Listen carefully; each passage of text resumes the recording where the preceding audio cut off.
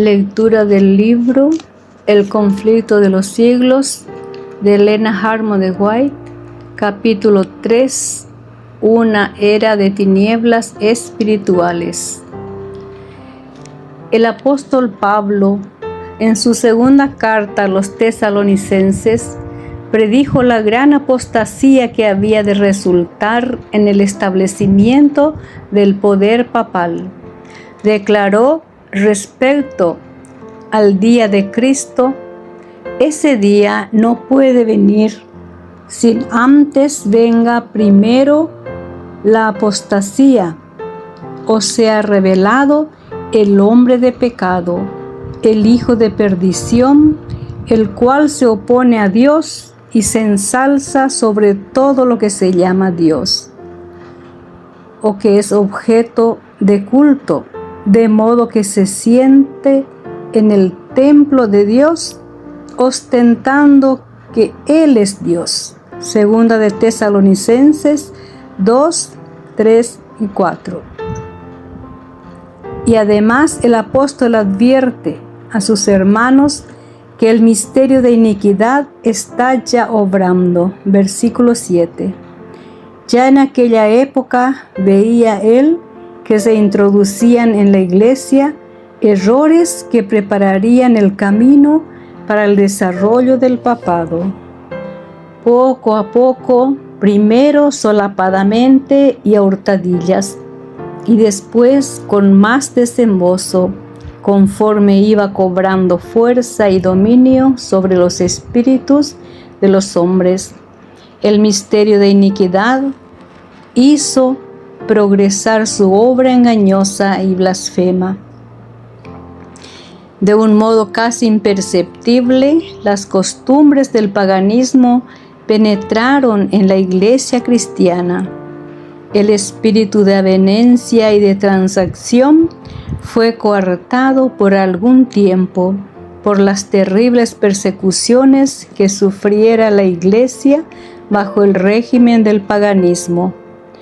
Mas habiendo cesado la persecución y habiendo penetrado el cristianismo en las cortes y palacios, la iglesia dejó a un lado la humilde sencillez de Cristo y de sus apóstoles por la pompa y el orgullo de los sacerdotes y gobernantes paganos, y sustituyó los requerimientos de Dios por las teorías y tradiciones de los hombres. La conversión nominal de Constantino a principios del siglo IV causó gran regocijo, y el mundo, disfrazado con capa de rectitud, se introdujo en la iglesia. Desde entonces, la obra de corrupción progresó rápidamente. El paganismo, que parecía haber sido vencido, vino a ser el vencedor. Su espíritu dominó a la iglesia, sus doctrinas, ceremonias y supersticiones se incorporaron a la fe y al culto de los que profesaban ser discípulos de Cristo. Esta avenencia entre el paganismo y el cristianismo dio por resultado el desarrollo del hombre de pecado, predicho en la profecía como oponiéndose a Dios y ensalzándose a sí mismo sobre Dios. Ese gigantesco sistema de falsa religión es obra maestra del poder de Satanás, un monumento de sus esfuerzos para sentarse él en el trono y reinar sobre la tierra según su voluntad.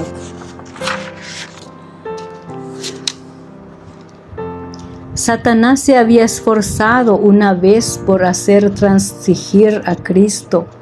Vino a donde estaba el Hijo de Dios en el desierto para tentarle, y mostrándole todos los reinos del mundo y su gloria, ofreció entregárselo todo con tal que le reconociera la supremacía del príncipe de las tinieblas.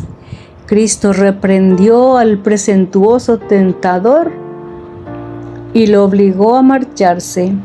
pero al presentar las mismas tentaciones a los hombres, Satanás obtiene más éxito.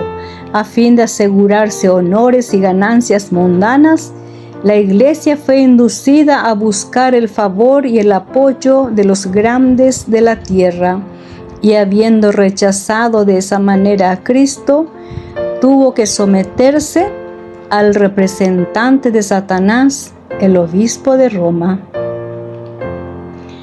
Una de las principales doctrinas del romanismo enseña que el Papa es cabeza visible de la Iglesia Universal de Cristo y que fue investido de suprema autoridad sobre los obispos y los pastores de todas las partes del mundo.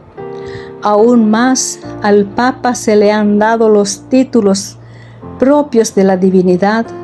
Se le ha titulado Señor Dios del Papa y se le ha declarado infalible e exige que todos los hombres le rindan homenaje. La misma pretensión que sostuvo Satanás cuando tentó a Cristo en el desierto, la sostenía aún por medio de la Iglesia de Roma, y muchos son los que están dispuestos a rendirle homenaje. Empero los que temen y reverencian a Dios resisten esa pretensión, que es un desafío al cielo. Como resistió Cristo las instancias del astuto enemigo, al Señor tu Dios adorarás y a Él solo servirás. San Lucas capítulo 4, versículo 8. Dios no ha hecho alusión alguna en su palabra a que Él haya elegido a un hombre para que sea la cabeza de la Iglesia. La doctrina de la supremacía papal se opone abiertamente a las enseñanzas de las Santas Escrituras. Solo por usurpación puede el Papa ejercer autoridad sobre la Iglesia de Cristo. Los romanistas se han empeñado en acusar a los protestantes de herejía y de haberse separado caprichosamente de la verdadera Iglesia. Pero estos cargos recaen más bien sobre ellos mismos. Ellos son los que arriaron la bandera de Cristo y se apartaron de la fe que ha sido una vez dada a los santos. San Judas capítulo 3.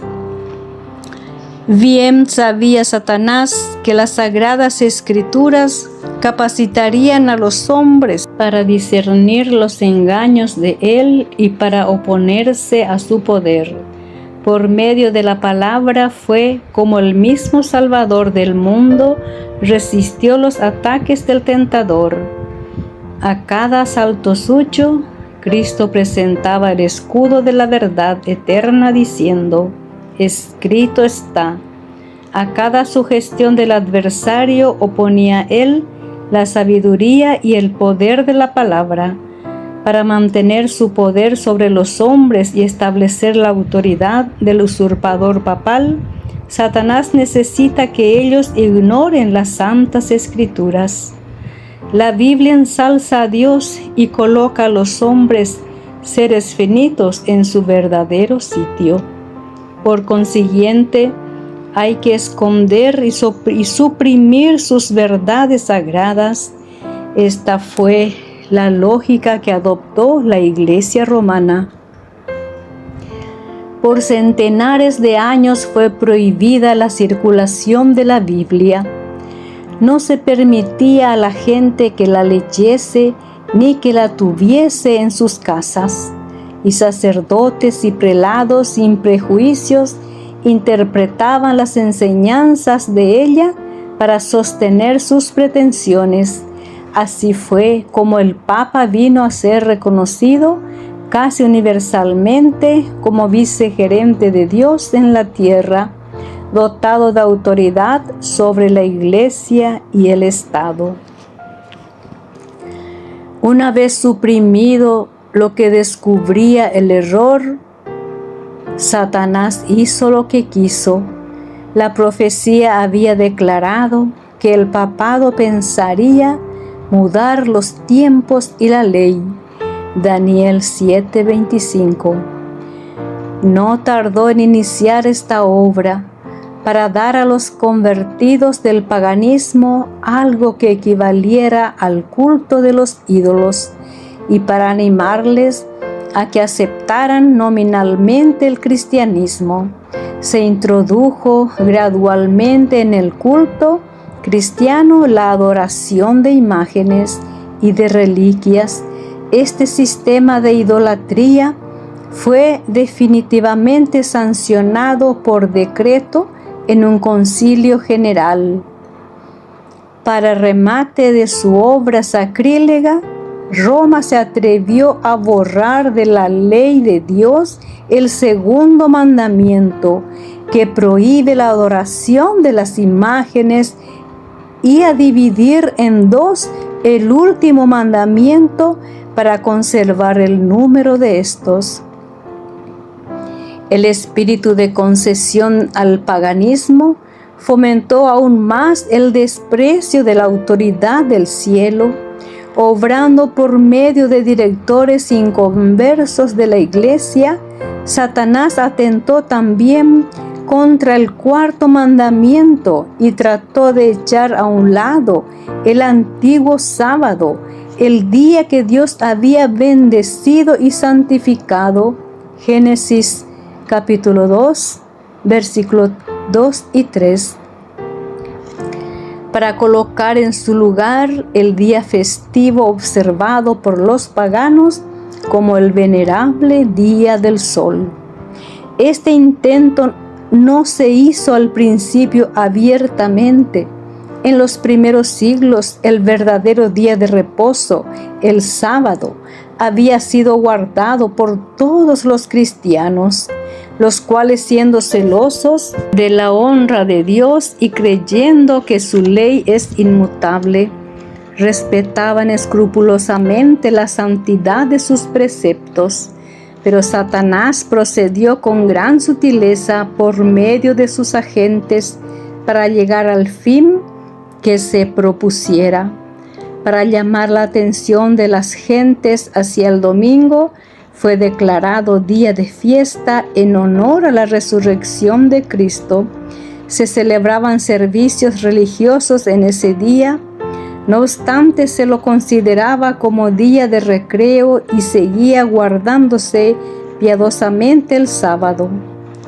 Con el fin de preparar el terreno para la realización de sus fines, Satanás indujo a los judíos, antes del advenimiento de Cristo, a que recargasen el sábado con las más rigurosas exacciones, de modo que su observancia fuese una pesada carga, aprovechándose luego de la falsa luz bajo la cual lo había hecho considerar, hízolo despreciar como institución judaica. Mientras que los cristianos seguían observando generalmente el domingo como día de fiesta alegre, el diablo los indujo a hacer del sábado un día de ayuno, de tristeza y de abatimiento, para hacer patente su odio al judaísmo. A principios del siglo IV, el emperador Constantino expidió un decreto que hacía del domingo un día de fiesta pública en todo el Imperio Romano. El Día del Sol fue reverenciado por sus súbditos paganos y honrado por los cristianos, pues era política del emperador conciliar los intereses del paganismo y del cristianismo, que se hallaban en pugna. Los obispos de la Iglesia, inspirados por su ambición y su sed de dominio, le hicieron obrar así, pues comprendieron que si el mismo día era observado por cristianos y paganos, estos llegarían a aceptar nominalmente el cristianismo, y ello redundaría en beneficio del poder y de la gloria de la Iglesia. Pero a pesar de que muchos cristianos piadosos fueron poco a poco inducidos a reconocer cierto carácter sagrado al domingo, no dejaron de considerar el verdadero sábado como el día santo del Señor, ni de observarlo en cumplimiento del cuarto mandamiento. Pero no paró aquí la obra del jefe engañador. Había resuelto reunir al mundo cristiano bajo su bandera y ejercer su poder por medio de su vicario, el orgulloso pontífice, que aseveraba ser el representante de Cristo. Realizó su propósito valiéndose de paganos semiconvertidos, de prelados ambiciosos y de eclesiásticos amigos del mundo. Convocábanse de vez en cuando grandes concilios en que se reunían los dignatarios de la Iglesia de todas partes del mundo. Casi en cada concilio el día de reposo que Dios había instituido era deprimido un poco más, en tanto que el domingo era exaltado en igual proporción. Así fue como la fiesta pagana llegó a ser honrada como institución divina, mientras que el sábado de la Biblia era declarado reliquia del judaísmo y se pronunciaba una maldición sobre sus observadores. El gran apóstata había logrado ensalzarse a sí mismo sobre todo lo que se llama Dios o que es objeto de culto. Segunda de Tesalonicenses capítulo 2 versículo 4. Se había atrevido a alterar el único precepto de la ley divina que señala de un modo infalible a toda la humanidad al Dios viviente y verdadero. En el cuarto mandamiento, Dios es dado a conocer como el creador de los cielos y de la tierra, y distinto, por lo tanto, de todos los dioses falsos. Como monumento conmemorativo de la obra de la creación, fue santificado el día séptimo como día de descanso para el hombre. Estaba destinado a recordar siempre a los hombres que el Dios viviente es fuente de toda existencia y objeto de reverencia y adoración. Satanás se esfuerza por disuadir a los hombres de que se sometan a Dios y obedezcan a su ley, y por lo tanto dirige sus golpes especialmente contra el mandamiento que presenta a Dios como el Creador. Los protestantes alegan ahora que la resurrección de Cristo en el domingo convirtió a dicho día en el día del Señor, pero las Santas Escrituras en nada confirman este modo de ver. Ni Cristo ni sus apóstoles confirieron semejante honor a ese día. La observancia del domingo como institución cristiana tuvo su origen en aquel misterio de iniquidad, versículo 7, que ya había iniciado su obra en los días de San Pablo. ¿Dónde y cuándo adoptó el Señor a este hijo del papado? ¿Qué razón válida puede darse en favor de un cambio que las Sagradas Escrituras nos sancionan? En el siglo VI, el papado concluyó por afirmarse. El asiento de su poder quedó definitivamente fijado en la ciudad imperial, cuyo obispo fue proclamado cabeza de toda la Iglesia. El paganismo había dejado el lugar al papado. El dragón dio a la bestia su poder y su trono y gran autoridad. Apocalipsis capítulo 13, versículo 2.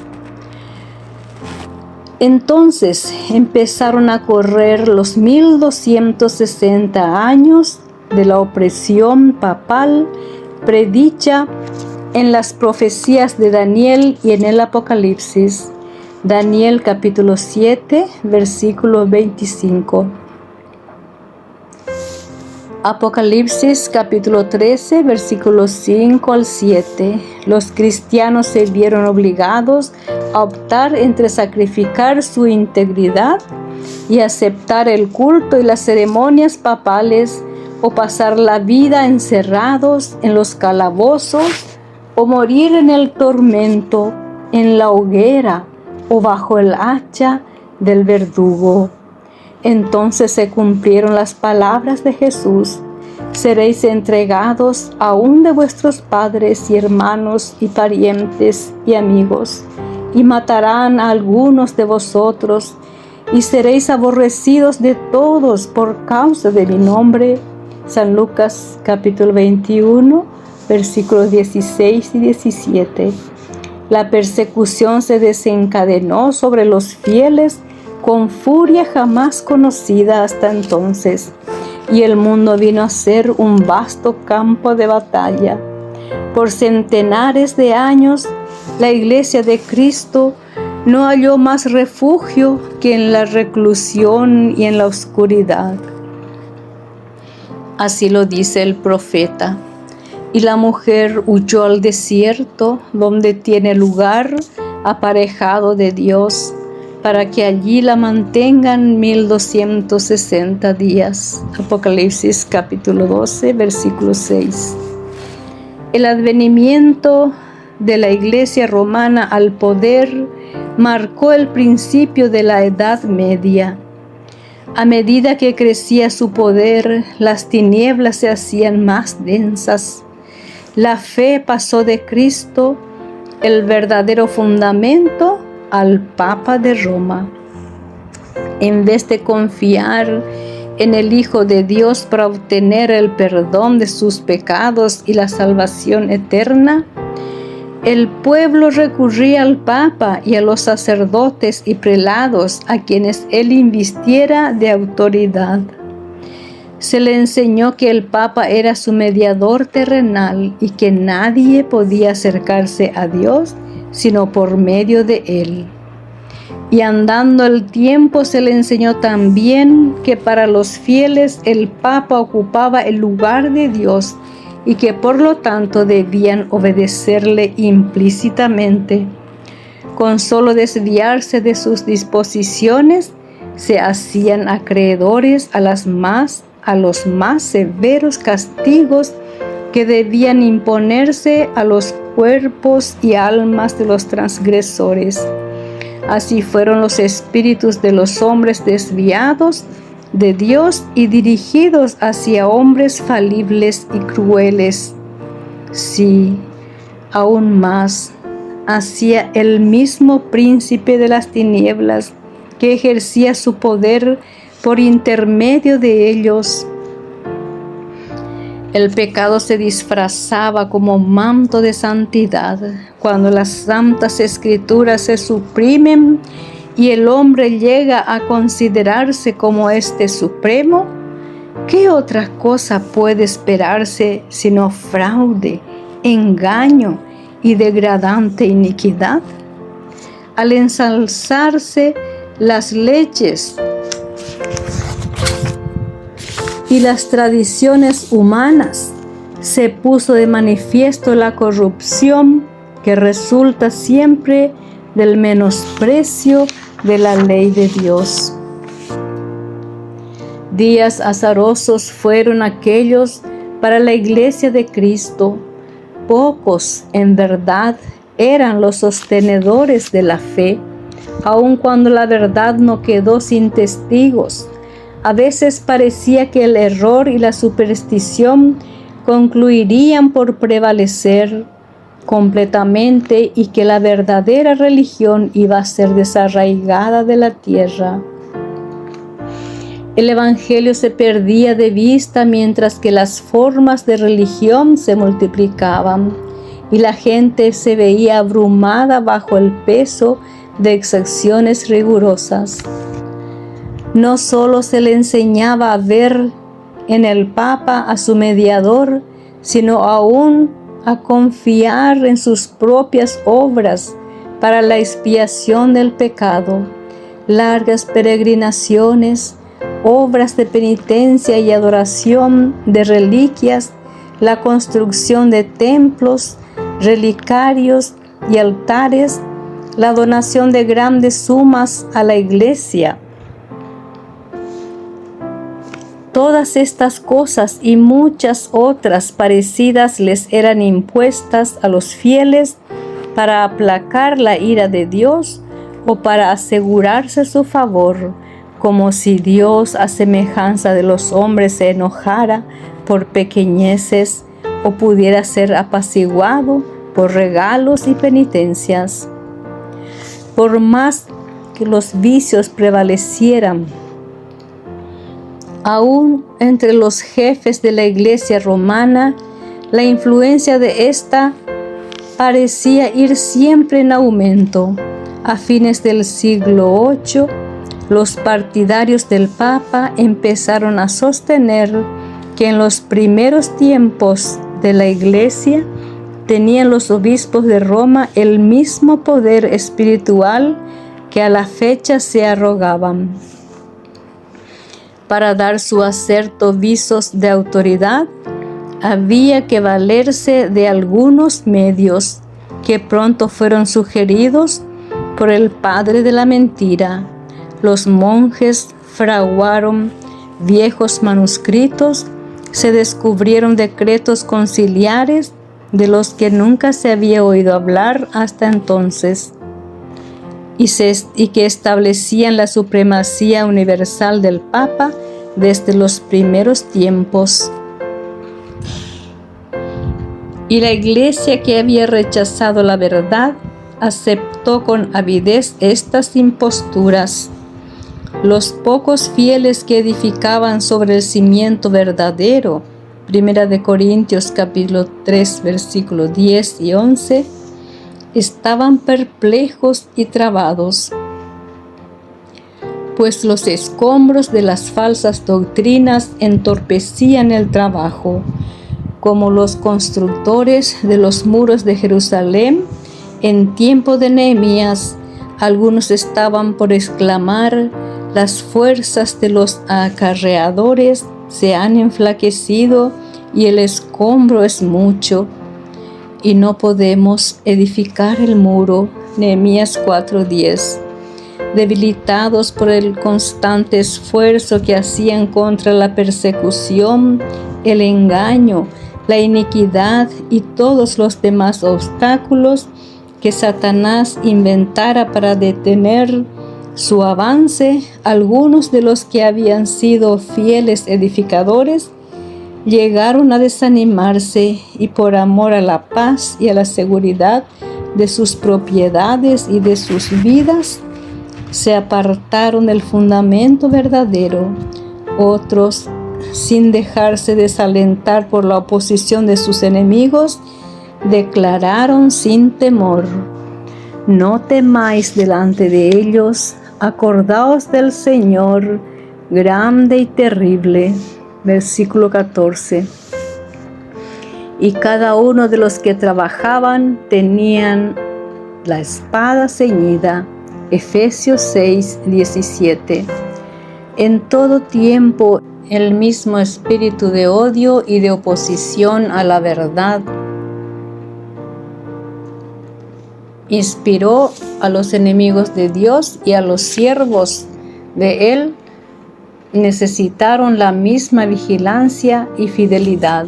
Las palabras de Cristo a sus primeros discípulos se aplicarán a cuantos le sigan hasta el fin de los tiempos. Y lo que os digo a vosotros, a todos lo digo: velad. San Marcos capítulo 13, versículos 37. Las tinieblas parecían hacerse más densas. La adoración de las imágenes se hizo más general. Se les encendían velas y se les ofrecían oraciones. Llegaron a prevalecer las costumbres más absurdas y supersticiosas. Los espíritus estaban tan completamente dominados por la superstición que la razón misma parecía haber perdido su poder. mientras que los sacerdotes y los obispos eran amantes de los placeres sensuales y corrompidos, solo podía esperarse del pueblo que acudía a ellos en busca de dirección que siguiera sumido en la ignorancia y en los vicios. Las pretensiones papales dieron otro paso más cuando, en el siglo XI, el Papa Gregorio VII proclamó la perfección de la Iglesia romana. Entre las proposiciones que él expuso había una que declaraba que la Iglesia no había errado nunca ni podía errar, según las Escrituras, pero las pruebas de la Escritura faltaban para apoyar el aserto. El altivo pontífice reclamaba además para sí el derecho de deponer emperadores y declaraba que ninguna sentencia pronunciada por él podía ser revocada por hombre alguno, pero que él tenía la prerrogativa de revocar las decisiones de todos los demás. El modo en que trató al emperador alemán Enrique IV nos pinta a lo vivo el carácter tiránico de este abogado de la infalibilidad papal. Haber intentado desobedecer la autoridad papal, dicho monarca fue excomulgado y destronado. Aterrorizado ante la deserción de sus propios príncipes, que por orden papal fueron instigados a rebelarse contra él, Enrique no tuvo más remedio que hacer las paces con Roma. Acompañado de su esposa y de un fiel sirviente, cruzó los Alpes en pleno invierno para humillarse ante el Papa. Habiendo llegado al castillo donde Gregorio se había retirado, fue conducido, despojado de sus guardas, a un patio exterior y allí, en el crudo frío del invierno, con la cabeza descubierta, los pies descalzos y miserablemente vestido, esperó el permiso del Papa para llegar a su presencia. Solo después que hubo pasado así 3 días ayunando y haciendo confesión, condescendió el pontífice en perdonarle. Y aún entonces fuele concedida esa gracia, con la condición de que el emperador esperaría la venia del Papa antes de reasumir las insignias reales o de ejercer su poder. Y Gregorio, envanecido con su triunfo, se jactaba de que era su deber abatir la soberbia de los reyes. Cuán notable contraste hay entre el despótico orgullo de tan altivo pontífice y la mansedumbre y humildad de Cristo, quien se presenta a sí mismo como llamando a la puerta del corazón para ser admitido en él y traer perdón y paz, y enseñó a sus discípulos: el que quisiere entre vosotros ser el primero, será vuestro siervo. San Mateo capítulo 20, versículo 27. Los siglos que se sucedieron presenciaron un constante aumento del error en las doctrinas sostenidas por Roma. Aún antes el establecimiento del papado, las enseñanzas de los filósofos paganos habían recibido atención y ejercido influencia dentro de la Iglesia. Muchos de los que profesaban ser convertidos se aferraban aún a los dogmas de su filosofía pagana y no solo seguían estudiándolos ellos mismos, sino que inducían a otros a que los estudiaran también, a fin de extender su influencia entre los paganos. Así se introdujeron graves errores en la fe cristiana. Uno de los principales fue la creencia en la inmortalidad natural del hombre y en su estado consciente después de la muerte. Esta doctrina fue la base sobre la cual Roma estableció la invocación de los santos y la adoración de la Virgen María. De la misma doctrina se derivó también la herejía del tormento eterno para los que mueren impenitentes, que muy pronto figuró en el credo papal. De este modo se preparó el camino para la introducción de otra inversión del paganismo, a la que Roma llamó purgatorio, y de la que se valió para aterrorizar a las muchedumbres crédulas y supersticiosas. Con esta herejía Roma afirma la existencia de un lugar de tormento en el que las almas de los que no han merecido eterna condenación han de ser castigadas por sus pecados, y de donde una vez limpiadas de impureza son admitidas en el cielo. Una impostura más necesitaba Roma para aprovecharse de los temores y de los vicios de sus adherentes. Fue esta la doctrina de las indulgencias. A todos los que se alistasen en las guerras que emprendía el pontífice para extender su dominio temporal, castigar a sus enemigos o exterminar a los que se atreviesen a negar su supremacía espiritual, se concedía plena remisión de los pecados pasados, presentes y futuros, y la condonación de todas las penas y castigos merecidos. Se enseñó también al pueblo que por medio de pagos hechos a la Iglesia podía librarse uno del pecado y librar también a las almas de sus amigos difuntos entregadas a las llamas del purgatorio. Por estos medios llenaba Roma sus arcas y sustentaba la magnificencia, el lujo y los vicios de los que pretendían ser representantes de aquel que no tuvo donde recostar la cabeza. La institución bíblica de la Cena del Señor fue sustituida por el sacrificio idolátrico de la misa. Los sacerdotes papales aseveraban que con sus palabras podían convertir el pan y el vino en el cuerpo y sangre verdaderos de Cristo. Cardenal Wiseman de Real Presence, Confer 8, sección 3, párrafo 26. Con blasfemia, presunción, se arrogaban el poder de crear a Dios, creador de todo.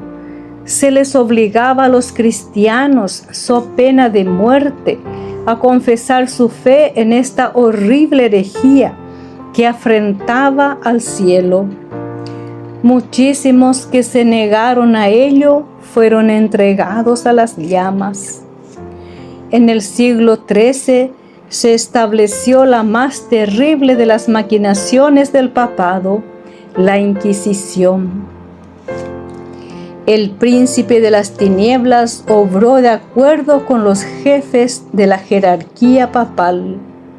En sus concilios secretos, Satanás y sus ángeles gobernaron los espíritus de los hombres perversos, mientras que invisible acampaba entre ellos un ángel de Dios que llevaba apunte de sus malvados decretos y escribía la historia de hechos por demás horrorosos para ser presentados a la vista de los hombres. Babilonia la Grande fue embriagada de la sangre de los santos.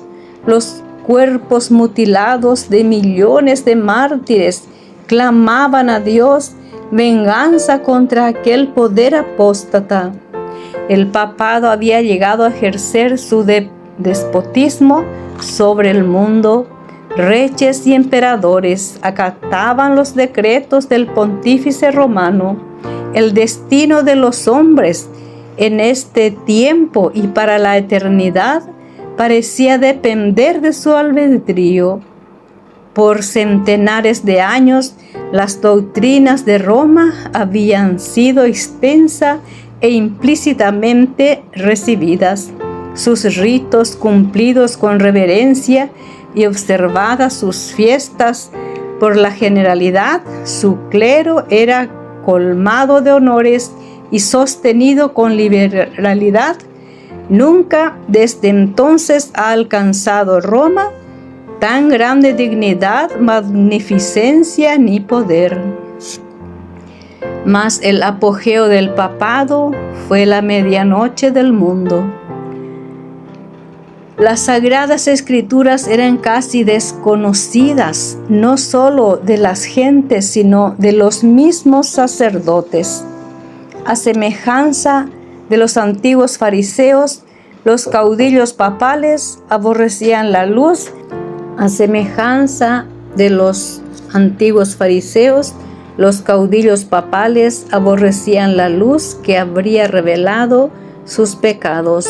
Rechazada la ley de Dios, modelo de justicia, ejercieron poderío sin límites y practicaron desenfrenadamente los vicios. Prevalecieron el fraude, la avaricia y el libertinaje.